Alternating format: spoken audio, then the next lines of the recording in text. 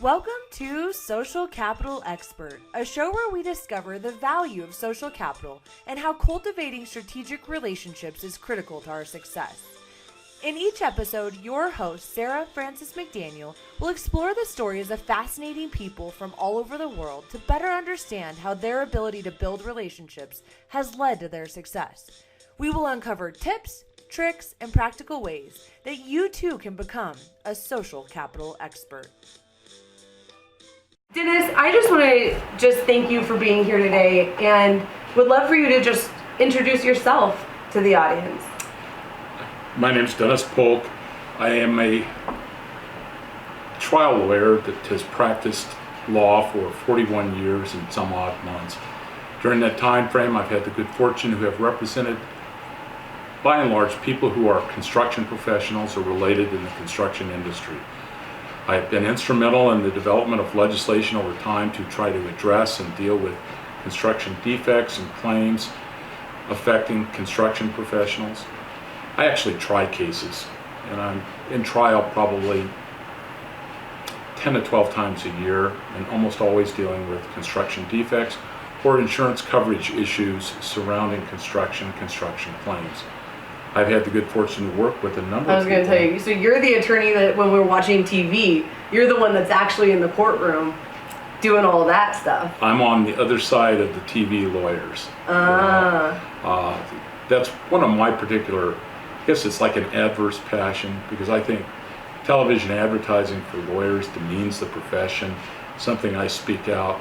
There are lawyers take a bad rap and have always taken a bad rap, but I think it's the television lawyers and the things they bring that kind of cause that negative publicity. Because if you ever talk to real clients in real world situations, they always love their lawyer and they always hate everybody else's lawyer. Well, I love my lawyer. Well, and I didn't mean to interrupt you. No, that's a fair statement. I've represented everything from the guy who lays concrete to the people that build multi-stories.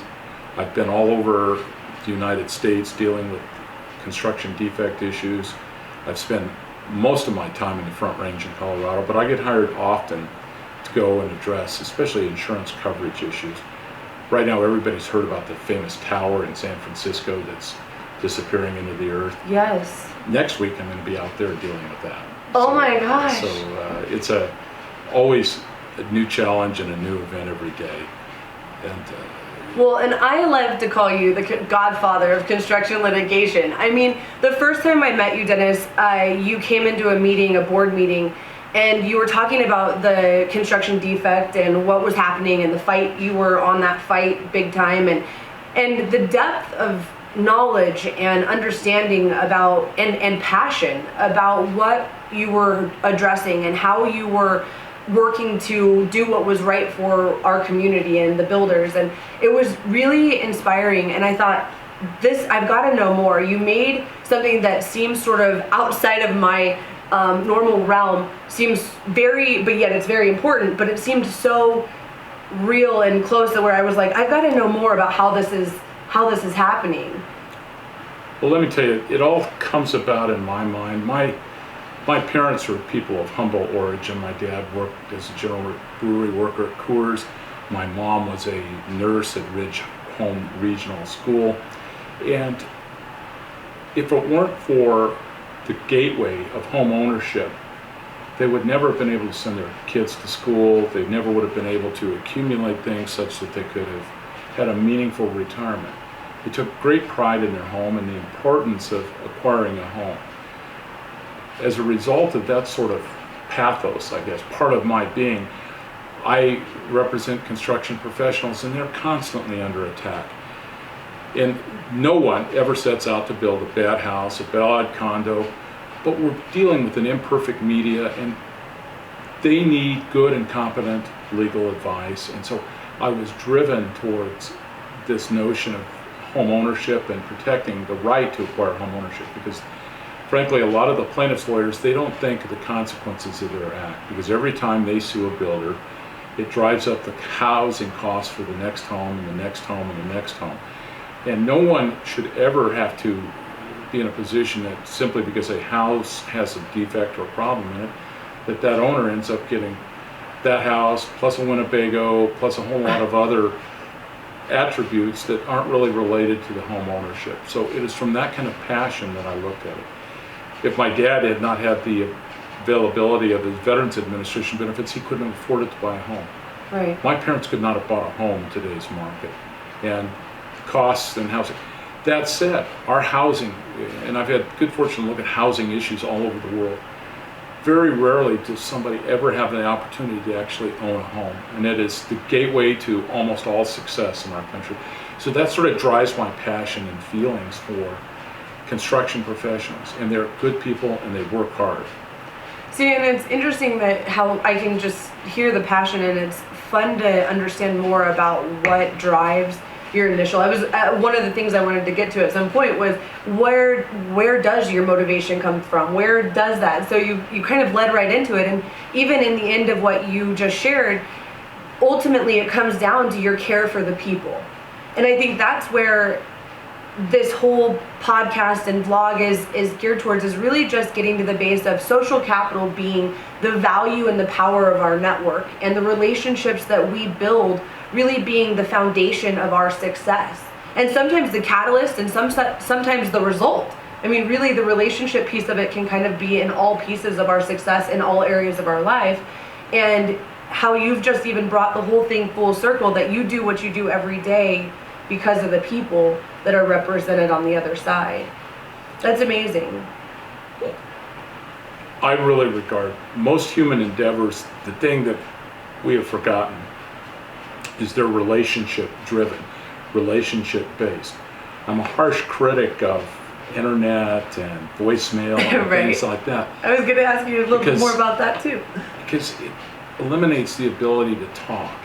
And I find that if you talk to people, you can solve problems, because everything I do is about problem solving. The key to problem solving fundamentally is the relationships that you've created. I've spent 40 years developing relationships. Instead of sending a blistering email to somebody, I'll pick up the phone and I'll say, Fred, you and I have had many cases over the year. Why do you have a bee in your bonnet about this one? Let's talk about what the real problem is. Can I come buy you a cup of coffee? Can we talk through it? And it's that capital that you talked about that has developed over years. And if I can't pick up the phone or go and see somebody and talk to them, shame on me, because that's something that I've done wrong. Because if I can't walk away from even something as adverse and as hostile as a lawsuit, where I'm passionate about the representation of my clients, but when that day is done, I got to be able to have dinner with that guy who's on the other side of it, or that young woman who maybe it's her first trial and she's having to fight the growly bear that's on the other side.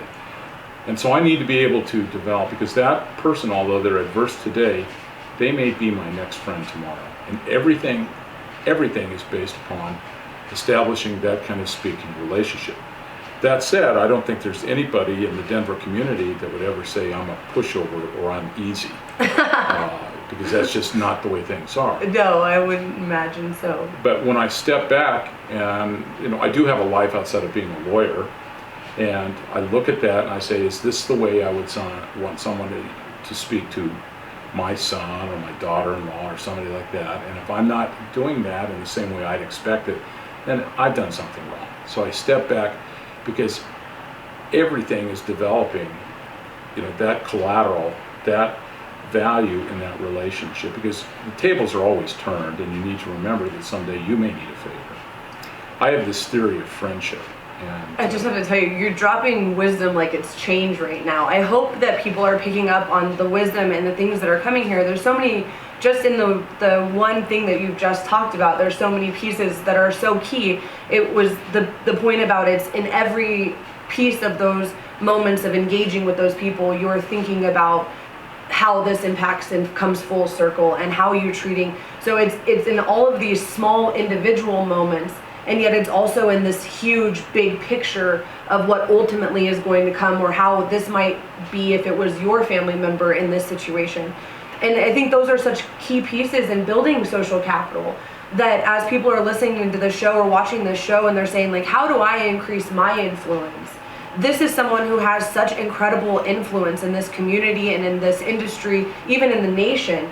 And to him, these things are so innate in how he behaves that he is talking to them, ready to move on to the next subject without hardly blinking an eye, which I so appreciate about you. But it's such key pieces of what it takes to build influence and to have the kind of credibility that you can live a life that is professionally successful, personally successful, that there's such a calmness and a balance when you're in his presence. There's no real waves to his energy, and I think there's just so much to your consistency and your steadfastness and how you view your interactions with people, that you've done it for so long. But I think those of us who are kind of still looking at how do we build our own social capital and how do we increase our net worth by the people and the relationships that we can build, I think you have just put so much insight into that just with those comments there. So, okay, continue. Well, there are a couple things that I think of in trying to think about this new notion of social capital. For me, it's just a way of doing things, but right. It makes sense. Sort of principle number one is, remember, integrity only comes in one size. You should never subordinate your own integrity for any of these type of purposes. Second of all, I have this theory of friendship, and you've been able to hear that before. I envision all of the world as a circle. And once you're inside that circle of being my friend, you are always there as my friend. Your problem is you can't get out of the circle once you're in it. And how you test that circle is this somebody, if I went into a bar and they were there and they mouthed off and they made everybody else in the bar mad and there was going to be a fight, I would stand there with them back to back as long as somebody else was out there picking on them. Now, when we stepped outside, we may have a discussion about why I think they did something that wasn't right or wrong or was stupid. Right. But once you're inside that circle of friendship, you are always my friend. And that applies to people that I meet, that are adverse parties, my clients, the opposing side, is that once you are there, you have reached and made a contact with a human being. And once that contact happens, it is always a part of impression that creates the fabric of your life, or it's part of the branch of that tree. And every one of those experiences is something you need to look at. Sort of the third principle that follows with all of that is never be so bold or arrogant that you can't admit when you're wrong. And that is something that is very, very hard to do, because we're taught, and for type A personalities, and everybody who succeeds is a type A personality, that you never back down. And sometimes, you really need to accept that you were wrong. If you have done something that's outside of the circle, or that breached the first rule of integrity, stop, call the other side up, go over and look at them, say, hey, we need to hit the pause button, we need to start this discussion in our relationship all over. And those are kind of the ways that I've looked at it, and to the extent that I've had success in being able to communicate with people, it fits within those three categories. Those are three very strong principles to live by, that I'm honestly, I'm so appreciative of your time, because I think you're just shedding light on these topics in a way that makes them very clear. And it is, I think sometimes people feel like relationship building is a struggle or can be really tough. And I think the tips that you're giving can be very helpful in just starting to be more aware of how to build some of those. Do you have, if there was, say a couple of main ingredients that you would say are part of building your social capital, what would you say those are? Let's put it and break it down in two parts. There's always the business professional relationship issue, and that stems from your reputation, because that's what you have. But I'd like to think of something more about how you extend it, how you do it. Always be the first person to volunteer to perform a public service. Whether that means you're out in the neighborhood, or whether you're going to be the person that's going to be a Girl Scout leader, a Cub Scout leader, somebody that goes to that public school, that private school, whatever it is, always be the first person to extend your time and make yourself available for some form of public service. Good advice. Second thing is become involved, whether it's in your profession. For example, In my law office, it is an obligation of every young lawyer that's in that firm that they do the following things. They have to become a member of the Bar Association, and they have to participate in their activities. They have to participate and handle at least one pro bono case for somebody who's in need a year. That is an obligation of... And give back. And give back. And also that they have to become involved in some civic related activity, whether it's coaching the Little League team, coaching the school mock court, something like that, because those are how you build external relationships. The next sort of principle that I say is you have to have a life beyond your profession. It enriches you, it makes things better, gives you different perspectives, because if all you do is interact with lawyers all day, you're going to be a grumpy guy at 5 o'clock. And right. So you need to have other people, other things in your life, and other social activities. That sort of brings balance or wholeness to the individual. Does. I mean, ultimately, the Greeks were right. It's nothing in excess and everything in moderation. And so I kind of adopt those sort of principles. I had the good fortune of having a partner who was the last of the good old boys. His name was George Holly. He was the first lawyer that in Colorado exclusively devoted his practice to the representation of people who were what we call construction professionals. Today he would have called developers and builders in the old days. And he had all kinds of rules and predicates to live by, and it profoundly affected a lot of what I did, because he pushed us, made us try cases, made you fearless, because it was far easier to go to court, win or lose, than come back and tell him that you settled a case or you did something you shouldn't have done. And he had all kinds of rules. One of the rules, and I think this guides in life, is always provide deference to those who are your elders. They have wisdom that only years grants. They may have forgotten things, but they are owed the courtesy and the demonstrable effort on your part to acknowledge where they are. Absolutely. The other thing that he would say is always go to the other guy's office. Oh, that's a good one. Because that will show that you're not just being high-handed.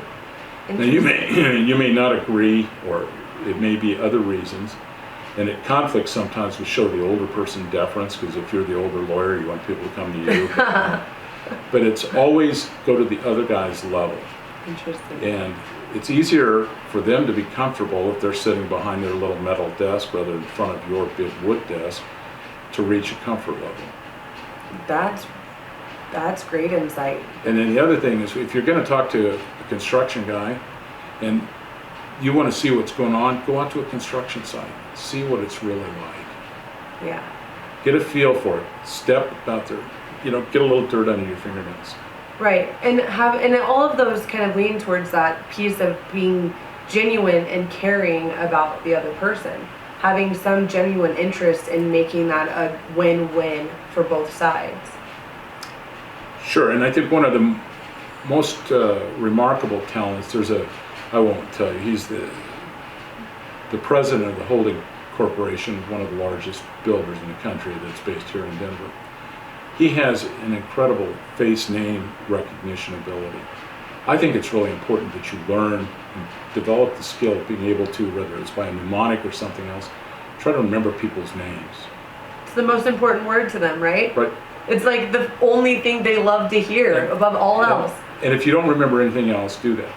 Some people collect business cards and they do associational things, but I just think in terms of the social capital, it's important. And it's important also once in a while, if you haven't heard from somebody, just pick up the phone, drop them a note. I tell you what, nothing is so impressive to me as when I get a quick note or a quick thank you, handwritten, in the United States mail, so it doesn't get caught in my spam filter, or I don't breeze by it and delete it. I get 450 or 500 emails a day. Oh my gosh. And that's too many, but you only get maybe a few handwritten notes or cards, and I always remember them. I was thinking about a number of things, and one of the things I would suggest, a couple things, if I could go back and turn the clock back 40 years from when I started, what are some of the things I would do differently? One thing I would do is you could go to my high school transcript, and I have 2 semesters of A in typing. It was taught by the wrestling coach. I was there the first day, and I was there the last day. I can't type a lick. And as you get older, muscle memory doesn't work. It's a long way of saying one should learn to use technology as a tool. It shouldn't master your life, but you should learn it as a tool, because the only enemy I really have in the world is time. And technology aids with time and helps you with time and time management. I would learn to be more effective by using other instruments and other tools to create more time for me, both professionally and in my private life. Instead of working 12 or 14 hours a day, maybe work 8 hours a day smarter. Hey. And technology and mastering certain technologies allows you to do that. That's true. And that goes back to my story. You should learn to type. and that's just sort of teasing, because now it is learning the use of technology. I still dictate, have a secretary transcribe it. It's probably grossly inefficient, but it's also a wonderful tool. And I think people should learn to dictate things. Oh. And whether it's Dragon Speak or some other tool like that, they should do it, because the mechanics and the mental process of typing things on a screen to your brain and then back out are completely different. Where dictation is like learning to speak extemporaneously and being able to talk and being able to communicate, because ultimately speech is the true gold of our social progress, if not our social currency. And being able to do that, because the logic of thinking, my speech pathologist wife says it's a different course and path to the brain from typing to speaking. And if you ever sit and listen and eavesdrop in a conversation of people, you are astounded how stupid some of the things people say. And if they were learning to dictate it or learning to talk, they wouldn't be doing that. So I tell people learn to dictate. It also saves an enormous amount of time. I've actually heard that when they talk about people wanting to author a book, because I've been looking at that might be kind of fun, and they say that you should write your book, just speak it out, and then have it transcribed, and you can edit the transcript to put the book, and that's how they suggest you do it. Well, John Grisham, who amongst lawyers is like this demigod who, because he has made a fortune publishing, he dictates his first summaries and then goes to work, or at least that's what the speeches that I've heard. Interesting. And see, I think it's a skill that you need to do, and with the technology you can do it. Think how much faster you can answer an email or a text if you just hit that microphone. It's true. And talk your way through it. It's also doing those things. Yeah, and sometimes it gets a little out there on that autocorrect. Sometimes you got to make sure you proofread it if you do it. But it is much faster. You're right. Than sitting there trying to type with one finger everything, or a thumb, whatever you're less likely to run into the car in front of you when you're doing it. That's true. That's true. Hopefully the car stopped. Your car stopped. Yeah, of course. That's how it is. And then the other thing is you need to make time for yourself. Oh, this is a good one. This is do as I say, don't do as I do. Because if you don't recharge your batteries, those days become longer. Right. You start looking at 5 o'clock as opposed to wondering where the day went and all the accomplishments that you get done. So, absolutely. If I were to talk to a younger version of myself, I would take time off. And I would also, and the reason it's important is I went straight from college. I finished college in 3 years. I worked in the governor's office, started law school that fall, finished law school in 2 years, and went immediately to work. Somewhere along those lines, I should have taken some time off and traveled the world. I'm not a tree hugger or anything like that, but I think that you owe a duty to yourself to kind of get at peace with nature once in a while. And when your head isn't clear, go sit on Lookout Mountain, look out over the city, take a half an hour. Sometimes I do that during the day when you can't get a hold of me. I will have gone somewhere where there's just nothing but nature and myself to think about. That's great wisdom, because I think you're right. It's just that being quiet and giving yourself just mental space to just be. I find that too. It's like sometimes it's just hustle, hustle, hustle. but I feel like they're in the opportunity of building relationships. It requires a lot of giving of yourself to the other person in that relationship. And if we don't take a few moments to recharge, sometimes that's where you start to feel, like you said, like watching for the 5 o'clock hour, because it's like, I don't have anything else to give. Like, why is everyone taking from me? And all of a sudden it goes from this place of feeling like you're offering freely of yourself to feeling like everyone's just taking and ripping from you what's left, you know? Yeah, otherwise it's like watching the Rockies self-disintegrate. Yeah, watching the Rockies do anything for me. I mean, I'm happy and go Rockies, but I tend to go to those games and never watch a single thing. But that's a social event in Denver. It is. It's not about the baseball. Not usually, but you know, for some people it definitely is, and go Rockies. But no, I really appreciate all the wisdom, and I look forward to the show notes because there's so much here. Please make sure you check the show notes to get the wisdom that has been revealed here for us. And is there anything, Dennis, that you're doing right now that you're feeling really passionate about, or it's an adventure that you're taking and embarking personally or professionally? Let's break that down in 2 categories. Okay. I love this 2-category thing. Professionally, I'm about to engage in a series of major fistfights with the no-growth people who are bound and determined to bring us back to the Stone Age, and it starts with Lakewood, Colorado. Everybody there has seemed to have forgotten that people are here and they still need a place to live. And I think that they have placed their needs above the greater societal value. And so right now, that's my current legal passion. Socially, I am going to take an adventure. I have some grandkids, and my wife and I are going to take all 4 grandkids for a week on an expedition. Oh, and where are you going? We're going to start here in Colorado. All right. So that's just, for me, that's a first, because I don't know whether I have the patience to deal with it.